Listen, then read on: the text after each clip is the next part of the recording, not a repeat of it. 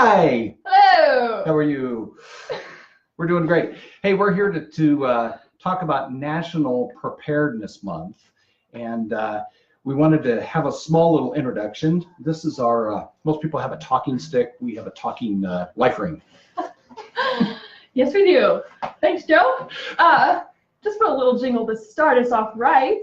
To be prepared is good to do. So here's some tips from us to you. All right. We're really not going to make you look at this all the time.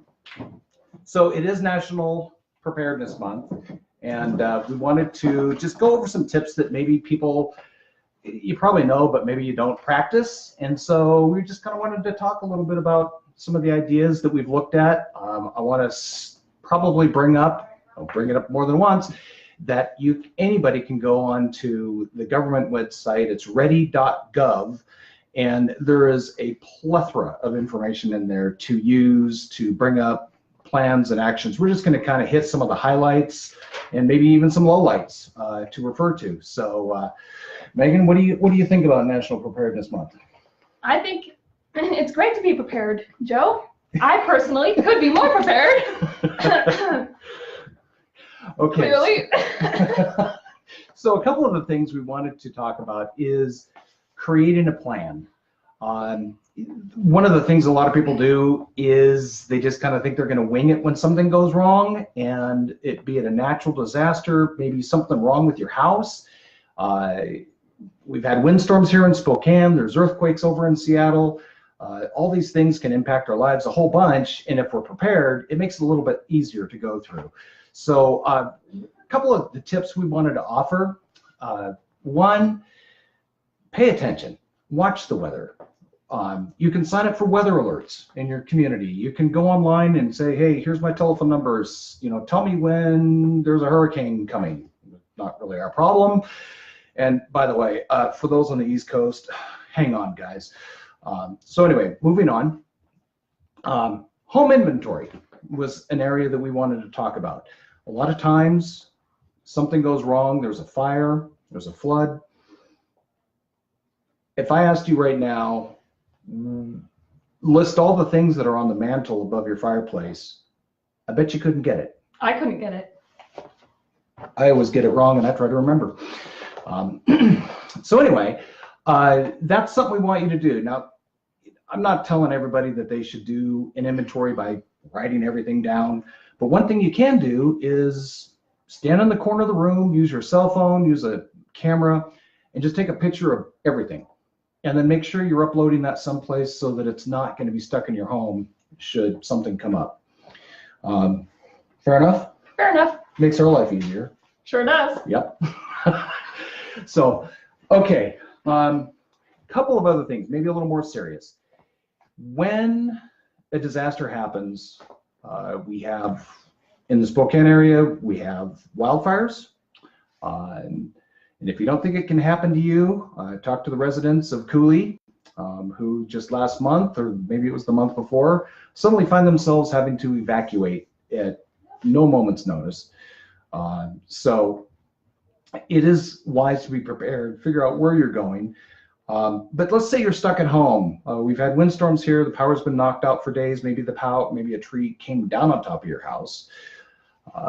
We wanted to give you guys some ideas, and I've got a couple of things here I wanted to show you. One, everyone should have a first aid kit in their house. Not any first aid kit is better, but I'm talking about something maybe a little more substantial than the first aid kit that's about 2 inches square that holds 4 Band-Aids and some burn cream. I'm talking about packs of gauze, maybe some wrap, a compress. Somebody has a slashed leg. We don't want to get into that one really. Just kidding. It's got stuff in there that really isn't. It's real outdated. Well, I don't think everyone would have a stethoscope in their first aid kit, but I do. So anyway, hey, a real quick tip when you're putting your first aid kit together. Sterile compresses are really expensive. A really cheap alternative as a sanitary napkin. Sanitary napkin. It's the same thing, works, and it's a lot cheaper. I buy them by the bushel. No comment.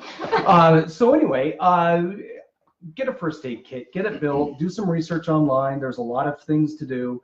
Another thing is to prepare a ready kit. You should realistically have about 72 hours worth of materials. It may take that long. Maybe you're cut off from the outside because there's trees over the road. There's a lot of things that can happen. 72 hours is about what it takes typically to get some help to you. Sometimes it can be longer, but as a rule, 72 hours is kind of what they're thinking. Try and keep some water around. A prepared kit, I've got one here that I bought. Truth be known, I think the cheapest way to go is to look online again, see what kind of things you should have in it, and put it in a 5-gallon bucket with a lid. They're cheap, and it's a cheap way to go. One of the most valuable things that's in here, and we're not going to pull all of this apart. There is no stethoscope or anything in this one. There is not. But of course, there's going to be a flashlight or two, some duct tape. It is important to color code your backpack. As you can see, Joe has orange for his ready color. But that really goes with red hair better. Lime green. But a utility wrench. This is so you can turn off the gas if you've got gas to your house. Maybe something so that you can turn off the water so it's not spewing all over the place because the pipes burst. So not a bad thing to have. Little baby first aid kit. Yeah, get something a little bit more substantial than that. Portable drinking water. Yes. Because normal water isn't portable. And a tarp. You get duct tape and plastic. That's all you need. Murder kit. Oh, did I mention a shovel? Anyway, also, we talked about it. We felt like having a 5-gallon can or about 5 gallons of gas around. Maybe you have a generator. You can run a generator for a day. Maybe you need some extra fuel for your car. Another thing is you can't necessarily rely on your car to be available to you if you're out of your house. It is a cheap and accessible source of electricity, but charging your phone is going to be important. And if you don't have electricity in your house, you're going to be in a challenge there. So maybe invest in some of those little cheap extra battery packs or even solar powered stuff would work. So what do you think so far? You're doing great. Thank you. You're a great sidekick. I'm clearly the support here. Okay, another thing to bring up, first aid. We talked about having a first aid kit. It would be a really good idea to know how to use it. So maybe look at some, getting some first aid skills so you can help you and the people around you. CPR courses. Yep. For us older guys, that we'd like you to have CPR. Also, know your house. Know where the gas shutoff is. Know where the water shutoff is. Know how to turn off the electricity. Find all these shutoffs. Smoke alarms. You really should have a smoke alarm in every single room of your house. Agreed. And make sure they're on.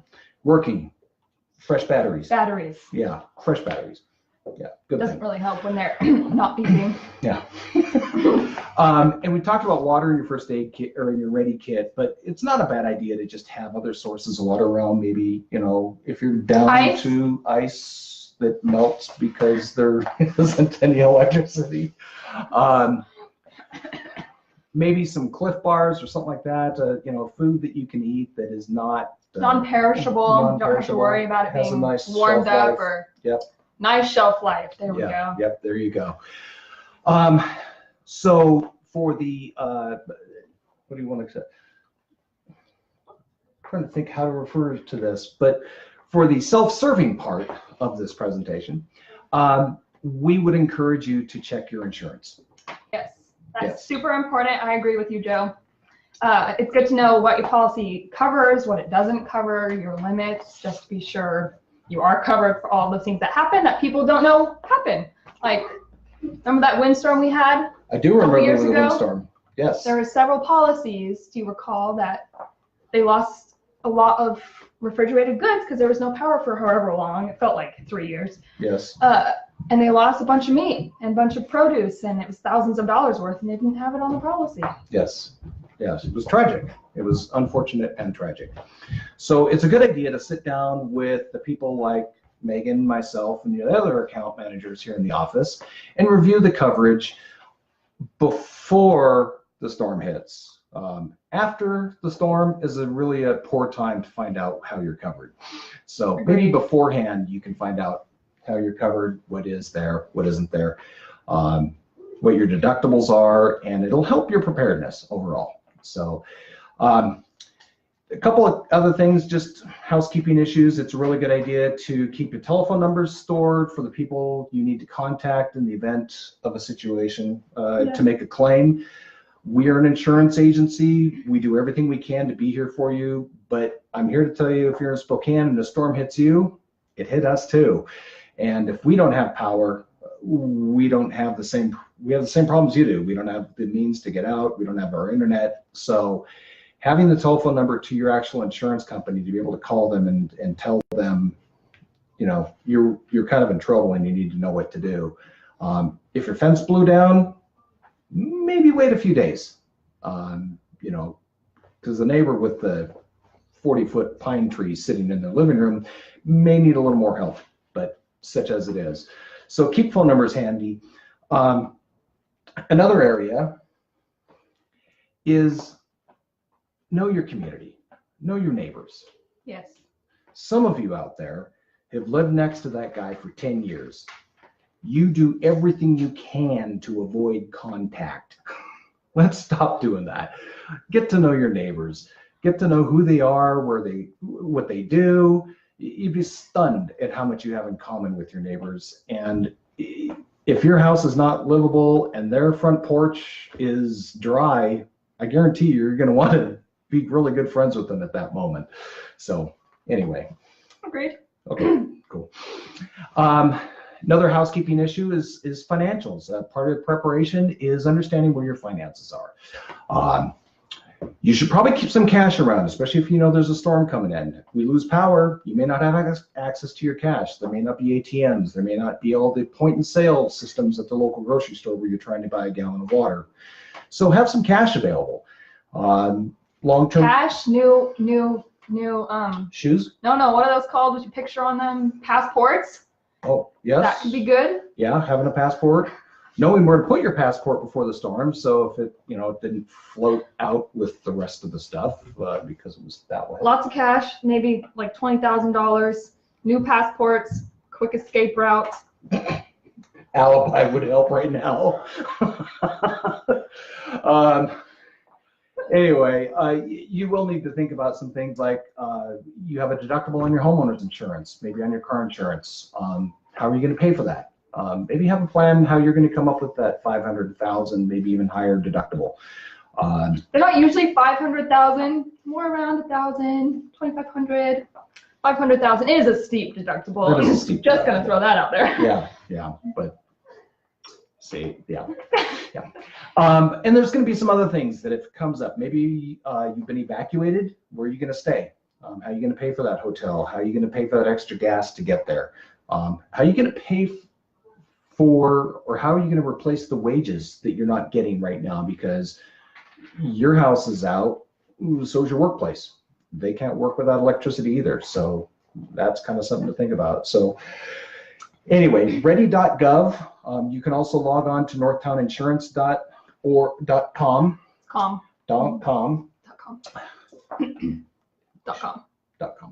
Northtowninsurance.com.